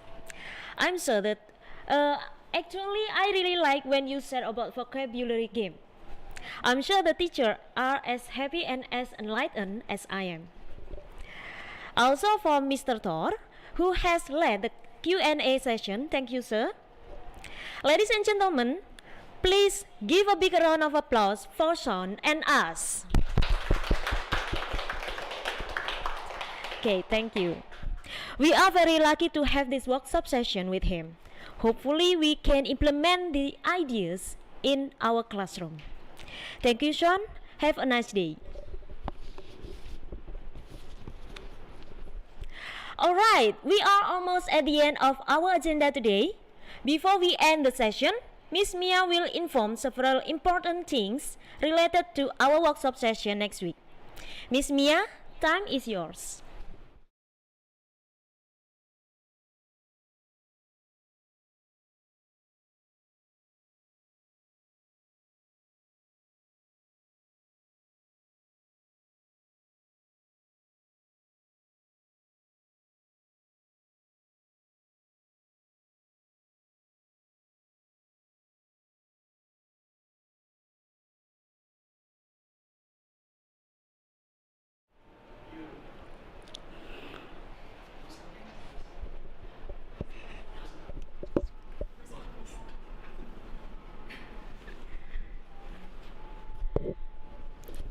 Hi, I am from ILC team. I'm Mia. There are several information that I want to deliver.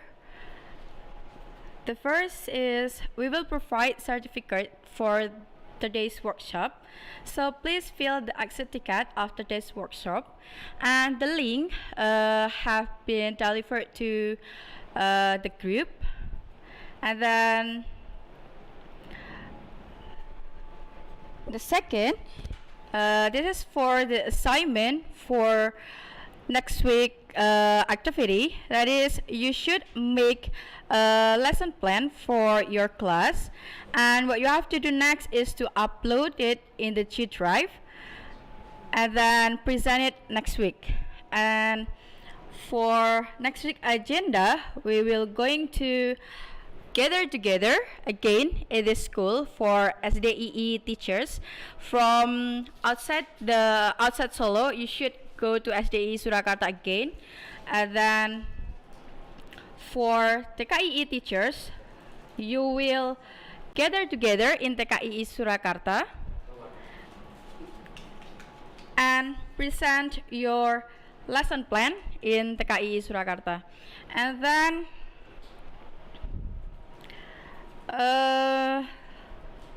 that's enough. So that's all for the information from ALC team. If you have any questions, you can ask to me or Miss D and also Miss Desi. Have a nice day, everyone. Thank you.